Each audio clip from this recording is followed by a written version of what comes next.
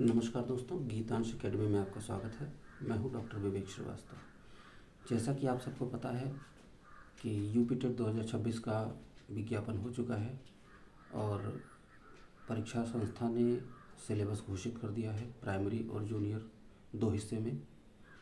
और परीक्षा की तिथियां भी लगभग घोषित हो गई हैं, जो कि 2, 3 और 4 जुलाई को परीक्षा तिथि बताई गई है, ऐसा संभावित है। और आप ये मान के चलिए कि परीक्षा अपने समय पे हो जाएगी। अब इस परीक्षा को पास करने के लिए सबसे पहले आपको इसके सिलेबस को समझने की ज़रूरत है।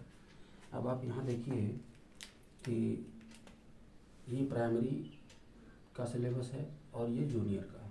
ये 1 to 5 पढ़ाने के लिए होता है और जूनियर का 6 to 8 पढ़ाने के लिए। यानी जिन्होंने डीएलएड किया हुआ है वो प्राइमरी का भरेंगे, जिन्होंने बीएड किया हुआ है उन्होंने वो जूनियर का भरेंगे। अब आप इस सिलेबस में कुछ कॉमन सी बातें हैं जिसको अगर ध्यान में रखते हैं तो आपको अपनी तैयारी के दौरान कोई परेशानी नहीं होगी और इत्मीनान से आप इसको तैयार करके एग्ज़ाम पास कर सकते हैं। इस एग्ज़ाम को पास करने के लिए सबसे पहले आप इसके सिलेबस को समझिए। पहले स्थान पे दिया हुआ बाल विकास एवं शिक्षण विधि प्राइमरी में, और जूनियर में भी आप देखेंगे कि पहले स्थान पे बाल विकास एवं शिक्षण विधि। तो इसके 30 सवाल आने हैं, 30 क्वेश्चंस। फिर दूसरे स्थान पे देखिए यहाँ पे हिंदी है, अनिवार्य है सभी के लिए, इसको सभी को चुनना है। और जूनियर में भी आप देखेंगे कि दूसरे नंबर पे हिंदी है जो कि अनिवार्य है सभी के लिए, इसके भी 30 सवाल आएंगे। फिर उसके बाद आप देखिए तीसरे नंबर पे अंग्रेजी, संस्कृत और उर्दू में से किसी एक विषय का चयन करना है और उसके 30 सवालों का जवाब देना है। तो इसके भी 30 सवाल हो गए। फिर आप देखते हैं चौथे नंबर पे प्राइमरी में गणित है। ये थोड़ा सा कुछ अलग इसलिए है कि ये जूनियर के सिलेबस में नहीं है और प्राइमरी के सिलेबस में सामान्य गणित, छोटी कक्षाओं में पढ़ाए जाने योग्य, ये सारी चीज़ें गणित से रिलेटेड 30 सवाल पूछे जाएंगे। फिर 5वें नंबर पे आप देखेंगे कि पर्यावरण अध्ययन। अब पर्यावरण अध्ययन जो लिखा हुआ है इसमें सिर्फ पर्यावरण ही नहीं है। इसके सिलेबस में जब आप डिफाइंड सिलेबस को डिटेल पढ़ेंगे तो उसमें आपको मिलेगा कि इतिहास, भूगोल, नागरिक शास्त्र एवं विज्ञान इसके अंतर्गत आएगा। अब यहाँ जूनियर में आप देख लीजिए, चौथे नंबर पे आप देखेंगे 2 सेक्शन में बटा हुआ है, विज्ञान और गणित साइंस स्ट्रीम के लिए, सामाजिक अध्ययन आर्ट्स के लिए। अब आप सामाजिक अध्ययन और विज्ञान और गणित का सिलेबस देखेंगे तो उसमें आपको इतिहास, भूगोल, नागरिक शास्त्र, विज्ञान एवं पर्यावरण ये सारी चीज़ें आपको वहाँ मिलेंगी। इस सिलेबस को पास करने के लिए, इस सिलेबस को अच्छे तरीके से तैयार करने के लिए कुछ महत्वपूर्ण बातें हैं जिसको आप ध्यान रखेंगे तो आपको सुविधा होगी।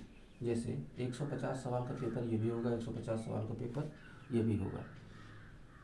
ये दोनों पेपर में अगर आप जनरल हैं तो 90 अंक पाने हैं पास होने के लिए, और SC, ST, OBC सभी के लिए 82 नंबर, ये क्वालिफाइंग मार्क्स हैं। इसको पाने के बाद आप परीक्षा में पास घोषित किए जाएंगे। अब यहाँ एक चीज़ और आपको समझने की ज़रूरत है कि 150 नंबर में यदि आप 90 नंबर पाते हैं तो भी आप पास माने जाएंगे, और अगर आप 130 पाते हैं तो भी आप पास माने जाएंगे। और इसमें क्वालिफाइंग मार्क्स को पार करना ही सबसे बड़ी चुनौती होती है। इसमें आप बहुत अधिक नंबर पाने पे उसका कोई विशेष लाभ नहीं है। हाँ, ये है कि सम्मानजनक माना जाता है। अब ये 90 नंबर और 82 नंबर पाना इतना कठिन क्यों है कि बार बार लोग फेल होते हैं। आपने ये सुना होगा कि कई कई लोगों ने 10-10 बार परीक्षाएं दी और एक बार भी उनका क्लियर नहीं हुआ। उसके पीछे रीज़न समझिए। उसके पीछे रीज़न ये है कि जैसे उदाहरण के लिए विज्ञापन हुआ, आपको पता लगा, आपने पढ़ना शुरू किया, और पढ़ने का सोर्स यानी बुक सोर्स आपका क्या है, ये सबसे ज़्यादा महत्वपूर्ण होता है। जैसे ही विज्ञापन होता है मार्केट में तमाम अच्छी अच्छी किताबें आ जाती हैं। अच्छी किताबों से मतलब वन लाइनर फैक्ट, जो आपको ये लगता है कि ये किताब आप पढ़ लोगे तो आपका हो जाएगा, लेकिन यहाँ समस्या ये है कि वन लाइनर फैक्ट जो होते हैं वो आपको तब काम आते हैं जब आपका कंसेप्ट क्लियर होता है। कंसेप्ट मतलब ये है कि जैसे आप किसी भवन का निर्माण करते हैं तो सबसे पहले आपको बेस बनाने की ज़रूरत होती है। बेस मीन्स नींव। नींव जब तक आपकी बनी नहीं, अच्छी नहीं बनेगी, तब तक आप अच्छे घर का निर्माण नहीं कर सकते। और इस बात को आपको हमेशा ध्यान में रखना होगा कि किसी भी तैयारी के दौरान अगर आपका कंसेप्ट क्लियर है और सवाल का जवाब आपको डायरेक्ट नहीं आ रहा है, तो भी आप अपने तर्क बुद्धि से नज़दीकी जवाब तक पहुंच सकते हैं और आपके गलत होने की संभावनाएं कम हो जाती हैं। और अगर आपका कंसेप्ट क्लियर नहीं है तो निश्चित रूप से आप ये मान के चलिए कि केवल फैक्ट आपका बेड़ा पार नहीं कर सकते। तो सबसे पहले आपको ये करना है कि आप जो भी विषय पढ़ें उसमें उस विषय की बेसिक चीज़ों को अच्छे तरीके से समझें, उसके बाद आप फैक्ट पे ध्यान दें। और ऐसा करने से ही आप परीक्षा के दौरान अच्छा प्रदर्शन कर पाएंगे। और आराम से ये 90 सवाल कर देना और उसमें पास हो जाना ये कोई बहुत कठिन कार्य नहीं है। और अच्छी तैयारी करने वाले लोग इसी तरीके से पास होते हैं। आप इस भुलावे में न रहिए कि आप 100, 200, 300 रुपये की किताबें परीक्षा घोषित होने के बाद आप खरीद लेंगे वन लाइनर और आप उसको पढ़ के और पास हो जाएंगे। ये तो बिल्कुल नहीं होगा। और दूसरी चीज़, अब परीक्षा में प्रश्न पूछे जाने का जो तरीका है वो अब काफ़ी बदल गया है। वो बदल इस तरीके गया है कि अब आपसे डायरेक्ट फैक्ट नहीं पूछे जा रहे हैं। ऐसा इसलिए है कि इससे एक फिल्ट्रेशन होता है। बहुत अच्छी तैयारी करने वाले लोग ही पास होकर आते हैं, उसमें कोई भी रट्टा मार के पास नहीं हो सकता। जैसे आप देखिए, पहले इस तरीके का सवाल पूछा जाता था कि किशोरावस्था में बालक के मस्तिष्क का वजन कितना होता है, तो लगाते थे 1250 से 1400 ग्राम ये लगा के और आप उसको सही कर लेते थे। लेकिन अब इस तरह के सवाल नहीं पूछे जाते। अब इसी टॉपिक से रिलेटेड अगर कोई सवाल पूछा जाएगा तो उसमें ये पूछा जाएगा कि बालक के मस्तिष्क के विकास के लिए अनुकूल दशाएं निम्नलिखित में से हैं या नहीं हैं। अब दोनों की सवाल के स्तर को समझिए। दोनों सवाल एक ही टॉपिक से रिलेटेड हैं, लेकिन एक में आपने डायरेक्टली उसका उत्तर लगा दिया, वो सही हो गया। लेकिन दूसरे में दूसरे तरीके का सवाल जो है जिसमें आपको अवधारणा आधारित चीज़ों की जानकारी आपसे मांगी गई है, अगर आप उसको तैयार करके नहीं चलते हैं तो निश्चित रूप से आप वो गलत कर देंगे और आप परीक्षा में फेल हो जाएंगे। और इसको गलत करने के पीछे कारण ये है कि चारों जवाब आपके नियर अबाउट सही होते हैं, लेकिन उसमें सबसे उचित जवाब आपको लगाना होता है। अब यूपी टेट, सी टेट या किसी भी स्टेट लेवल की टेट परीक्षा, उसका स्तर अब इस तरह का हो गया है। अब रिपीट होने की संभावनाएं न्यूनतम हो गई हैं, क्योंकि अवधारणा आधारित सवाल नए नए भी बनते हैं और उन नए सवालों का परीक्षा संस्था यूज़ करती है जिससे अच्छे छात्रों का चुनाव हो सके, जिन्होंने अच्छी तरीके से तैयारी की हुई है। अब आप ये देखिए कि आपके पास कुल समय जो बचा है वो बचा है लगभग 90 दिन। अब ये 90 दिन में आपको ये पाँचों हिस्सा या इसका पाँचों हिस्सा आपको तैयार करके परीक्षा में बैठना है। एक सही तरीके की परीक्षा योजना और टॉपिक की अच्छी समझ, ये दोनों चीज़ अगर आप कर ले जाते हैं तो ये आप निश्चित समय में क्वालिफाइंग क्राइटेरिया को क्रॉस कर जाएंगे और इत्मीनान से आप पास हो जाएंगे। अभी 90 डेज़ में आप इसकी तैयारी किस तरह करेंगे कि इसी समय में आप ये पूरा पढ़ भी लें और साथ में आपका दोहराव भी हो जाए। तो देखिए, सबसे पहले आपको 10 से 15 दिन आपको इस पे देना है, फिर आपको 10 से 15 दिन इस पे देना है, फिर उसी तरीके से आपको सभी पे 10 से 15 दिन देना। अगर मान लीजिए आप 15 दिन भी आप इसको पढ़ते हैं तो आप देखिए 50 दिन, 45 दिन, 50 दिन में आप इसको समाप्त कर ले जाएंगे 50 डेज़ में। अब 50 दिनों के बाद आपके पास 40 दिन का समय बचेगा, जिसमें 10 से 12 दिन में ये मान के चलता हूँ कि सभी लोगों का जो है किसी काम में नहीं आएगा, वो दूसरे कार्यों में लगे रहेंगे।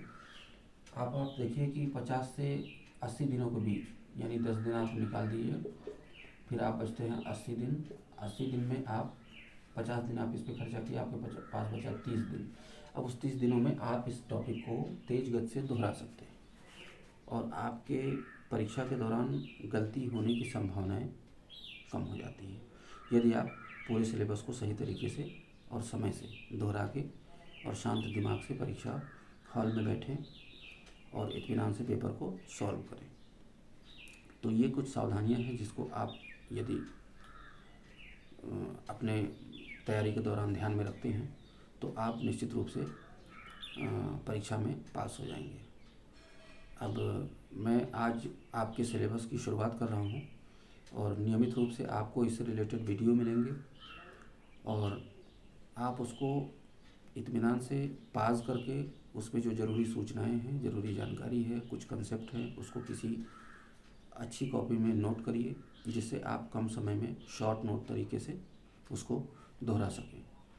और ये बात आप तय मान के चलिए कि यदि आप मेरे साथ अगले 40 से 50 दिनों तक लगे रहते हैं तो इस परीक्षा में निश्चित रूप से आप पास हो जाएंगे, उसमें कहीं कोई समस्या नहीं होने वाली है। क्योंकि इस परीक्षा की सबसे पहली ज़रूरत है सिस्टमेटिक तरीके से, एक योजनाबद्ध तरीके से आपको इसको सिलेबस को तैयार करना है।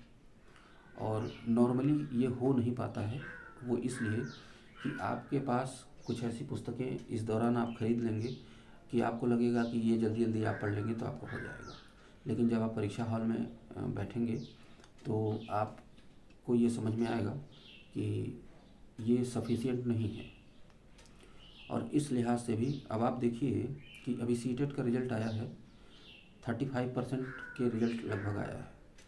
अब इतने कम रिज़ल्ट को क्या किसी ने अंदाज़ा लगाया था कि ऐसा हो जाएगा? बहुत अच्छे अच्छे लोगों ने जिन्होंने तैयारी की और तैयारी के दौरान परीक्षा देने के बाद वो आश्वस्त भी रहे, फिर भी उनका नहीं हुआ। तो उसके पीछे जो बेसिक रीज़न है वो केवल और केवल ये है कि आपका इन सारे टॉपिक्स पे कमांड नहीं है, आप इसकी बेसिक चीज़ों को कभी पढ़े ही नहीं। टेक्स्ट बुक की स्टडी सबसे ज़्यादा महत्वपूर्ण मानी जाती है, स्टेबल होती है और आप उसको क्वेश्चन से जोड़ के आप उसको सही तरीके से उसका उत्तर लगा सकते हैं। क्योंकि अब डायरेक्ट फैक्ट पूछे जाने का चलन ख़त्म हो गया है।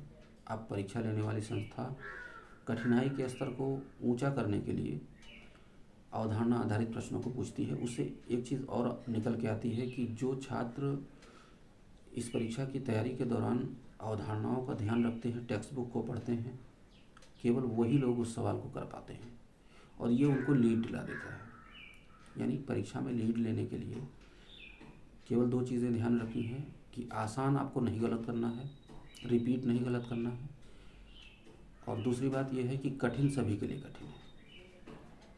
यानी आसान सवाल अगर आपने गलत कर दिया तो ये तो अपराध वाली श्रेणी की बात हो गई, क्योंकि वो कोई गलत नहीं करता है। और कठिन जो होता है वो सभी के लिए कठिन है, सभी के लिए उसमें ज़्यादा समय वो लेता है और उतनी ही कठिनाई का अनुभव सभी लोग करते हैं। गलत सही होने की संभावनाएं भी उतनी ही सबके साथ एक जैसी होती हैं। तो इस परीक्षा को पास करने का एक सिस्टमेटिक तरीका है। अगर आप मेरी कही हुई बात पे भरोसा करके इस तरीके से तैयारी करते हैं तो निश्चित रूप से आप परीक्षा में पास होंगे।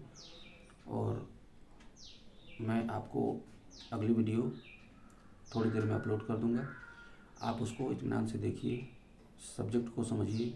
उसमें स्टेप बाय स्टेप आपको पहले चैप्टर से लेके अंत तक पढ़ाया जाएगा और फिर ठीक उसके बाद की वीडियो में उससे रिलेटेड जो प्रश्न आए होंगे उनका भी समाधान किया जाएगा और कुछ महत्वपूर्ण फैक्ट होंगे जो आपको नोट करवाया जाएगा। तो आप इस वीडियो को या आने वाले जो भी वीडियो हैं उनको जब देखिए तो पेन और पेपर लेके बैठिए और उस पर उसको नोट करते चलिए।